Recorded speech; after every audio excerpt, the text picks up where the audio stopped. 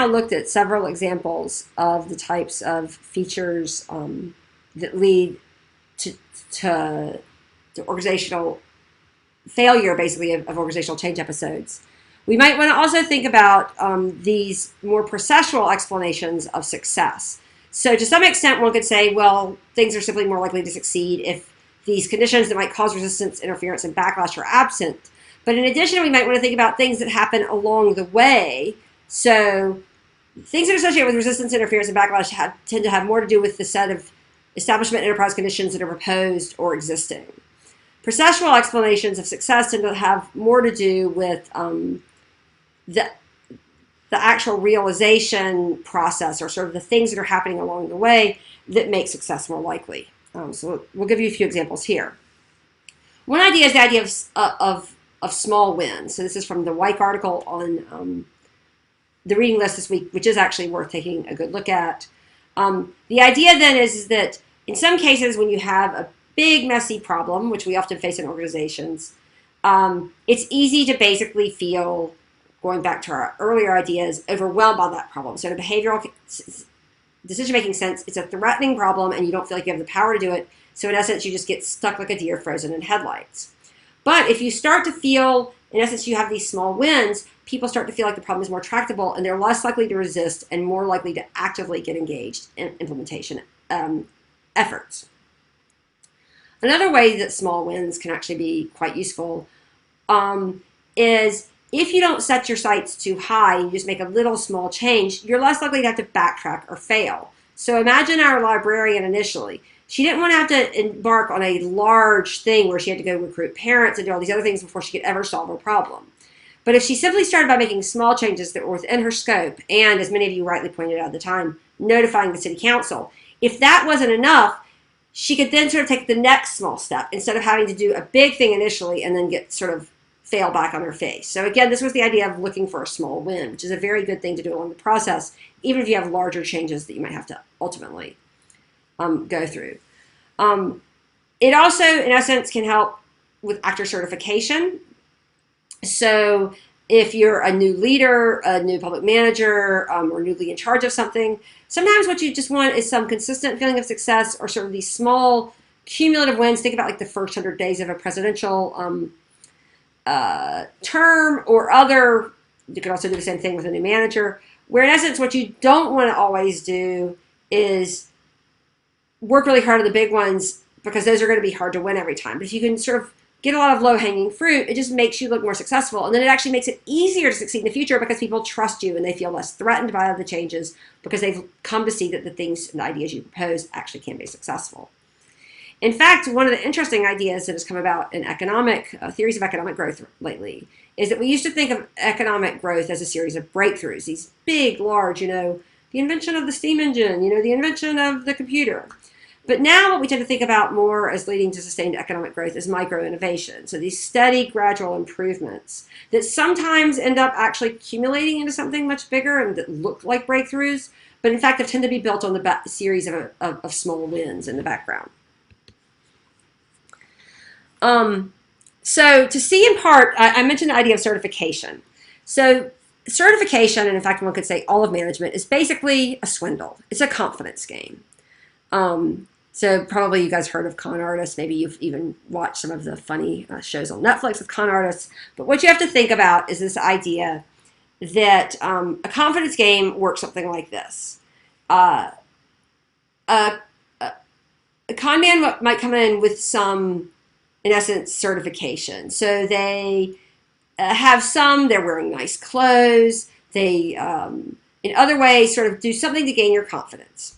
Once they then get the foot in the door, so basically if somebody is certified, you tend to believe them. They have a sense of legitimacy, and so there tends to be an automatic sense of like, this person is trustworthy. So this is like one of those automatic learned behaviors. If people are wearing, hoodies, they're dangerous, but if they're wearing nice clothes, they aren't dangerous. So think about this as like an automatic association type explanation. There's another mechanism called foot in the door, which basically means once you've sort of got somebody listening to you, you've sort of literally put the foot in the door. If you can get them listening for a little bit, they'll tend to keep listening for longer because they feel sort of rude slamming the door in your face. So they'll sort of listen to you for a bit. Then once you make them make a little commitment, like, oh, well, all you have to do is just sign up for 2 free months. And, oh, by the way, then, once you've done that, then we're going to keep charging you in the future, right? So this is a small commitment initially, but then you say, oh, but now I like it. And so you don't want to break the big commitment later. So let me walk you through these different mechanisms, these sort of confidence mechanisms in order. So here you have these prior actions or structural and existing scripts of legitimacy. So somebody shows up, if you're, the NIOSH case, if somebody has a PhD, they're going to be seen as more legitimate, right, than not. If somebody shows up wearing a business suit, you're going to tend to take them more seriously than if they aren't. If somebody comes up wearing a catering uniform, right, if you watch any of the shows on Netflix where people are trying to sneak into places to conduct assassinations or catch assassins, they look like the kitchen help and no one gives them a second glance because it's like, oh, they're just doing that, I can ignore them, they're safe. Or they come in the cable truck, oh, they're just doing that, they're safe. So in essence, whenever then this new ad introductor comes by, you match some understanding to the prior script. So as long as you see a name on the truck you recognize, you ignore them. Now, if it's an unmarked truck, or they are wearing their uniform backwards, or they are wearing a uniform but not carrying a clipboard or looking completely bored, but instead are staring intently at you, then you don't match the script. Something is off, right? But as long as those other things are fairly in place, then you don't tend to get these alarm bells. People accept the new actor as legitimate, and so you end up with perceived legitimacy. So again, you can imagine things, though, that could throw it off. So if you show up for work your first day and you aren't wearing, you're wearing too much makeup, or you're carrying a backpack when you're supposed to be carrying a briefcase, right? Any of these types of things could actually throw off, in essence, legitimacy. Now, there are times when it's okay, interestingly enough, for people to throw off those scripts. So, for example, it's often the case with men in business that they might, when they're in college, they're carrying a backpack. Then when they go initially into business, they need to carry something nicer like a briefcase. But at some point, once you're a senior executive, you can go back to carrying the damn backpack or a little cloth bag that somebody gave you or whatever, right? Because at that point, you're the man, you've got your gray hair, you've got your big office. You don't need to look like, if you want to carry a backpack instead of a briefcase, you can. So those are the types of things that, in fact, that then makes you look more legitimate rather than less, precisely because you can deliberately change. It means you have the power to change parts of the script, not that you're deviating because you're weird. It's that you have the power to do what you want. So again, that in and of itself becomes its own script, which is strange if you think about it. Now, to give you more detail on the foot in the door script, in essence, there's a norm against refusing reasonable requests. So you make a small request, and as long as that request is reasonable and the requester is legitimate, you don't have alarm bells, you then agree to the request. Now, what's interesting at that point is you actually then activate, the action ends up activating justifying beliefs. So it's often the case that if, another Cialdini experiment where people end up, in essence, donate money to a street musician because they've seen other people do it in front of them. But then when they're asked why they do it, they have to come up with some reason why they did it. So they'll say things like, oh, I like music, I'm a big fan of the arts, whatever. They never actually know why they did it. But the idea is once you've gotten this, to perform an action, people then activate the beliefs justifying the action. People will even say that like bad food is quite good, or that they really like an activity they don't like, simply because they believe that they did, because otherwise, well, it's like a circular reasoning. Why would I have agreed to do that if I didn't actually like it? They don't want to believe that it's simply because they didn't want to refuse someone a reasonable request. Then what you can end up basically doing is commitment or ratcheting. So once you've gotten someone to agree in principle to the idea of, say, would you consider moving for a new job? And then you think, well, it's not considering, that's not unreasonable. Then you could say, okay, would you read the file about this new place? And people might be like, oh, maybe I must be interested because I'm still sort of going along with this. And the next thing you know, suddenly after this series of activities, someone is moving, to a whole new town for a new job without ever having realized this, because these are just sort of small additional requests. Each time these justifying beliefs are being activated until at the end, you've ratcheted up enough that people have made a big step. So this is often the case that people believe in all sorts of cults. You have these types of mechanisms at work. But you can imagine that in any case where you need organizational change, there needs to be a sort of a sequencing of commitment and ratcheting until you've gone along with this. And obviously, if the request is too big initially, people will just walk away from it too fast, which is one of the reasons that you need this more sequenced approach to gauging commitment. So these are just some of the underlying mechanisms. We'll probably be talking about some more as we move on to other cases.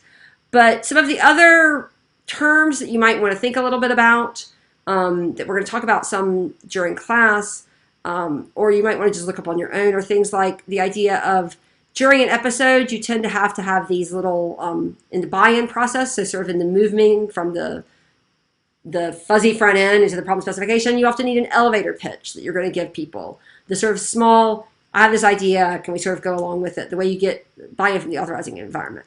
You might need something like a design brief at some point to show people and say, hey, it's a small win. I get them to design. And it's also a small little steps that you don't have to backtrack. You do a brief, not a full specification, but a little small short brief, and then you can go back there. So again, this idea of small wins is in there. Incomplete specifications, so you might want to only sketch out a few ideas. Again, because the buy-in process is so important to get people to commit along the way that you don't want to think about, I'm just going to show them the final plan and hope they buy in. You want them to, in essence, if you've got like a partial plan, they go along with that. Another partial plan, they can go along with that. And so you can use this commitment mechanism, in essence, to ensure buy-in as you build slowly to a final plan. Sometimes you have to think about forward and reverse engineering, in essence, the object design or the realization design for what's going to work and what isn't. Project teams are clearly quite important in episodes, especially when we talk about project management in future weeks. After action reviews, these are basically part of evaluation. It's often used after action reviews and other types of these sort of hot briefings or hot wash briefings. In essence, to as you think of in a more processual way, you want to think about, okay, we just had this meeting or we just went through this short-term project team. What do we do right? What do we do wrong? How can we learn to keep working together? Understanding that there's a political dynamic to all of it, it becomes an important way you can ensure and keep building teams and commitments. Prototyping or other forms of piloting are clearly an important terms that end up getting related to episode. Political support is critical. Again, we're thinking about processes, so we need to think about getting sponsorship and buy-in, because these are the ways we avoid resistance, interference, and backlash. And some of these process design elements, certification, small wins, become ways that we ensure that we get these, the political support we need. Obviously, good object design and good realization design are critical. So because you don't want to, basically you could get a lot of political buy-in and still not have a design that's going to work. So you want to, it's this sort of always back and forth between, I need to be paying attention to the conditions of the establishment enterprise. They're going to make whatever my proposal is work, but I also have to be paying enough attention to the transition process to understand that I've gotten the political buy-in support, et cetera, that I'm going to need to make something work. When thinking about implementation success, we often think about overcoming culture. Basically, we now have a better way to translate that when we think about things like how do you basically get rid of the features that increase threat or decrease opportunity, that decrease sense of power, or in other ways sort of create political instability. So all of these things are going to be sort of what we call culture. And also when we think about increasing employee involvement, again, we now know in a better way, what does it mean? How do we actually go about doing it? What do we have to do at the micro behavioral level to do that? And finally, we want to think about things like backtracking and reevaluation. Once we start thinking about a process, what we have to think is that not every step is going to be perfect, especially when you're thinking in a small wins, small steps type of processual approach. And sometimes you might want to think about how you can leave yourself room to elegantly backtrack without looking silly, without looking like it's a failure. If things might go wrong, be a little bit of, fight every battle in your head and ahead of time. But basically leaving yourself room to reevaluate should things not go exactly as planned, should your object design not be perfect.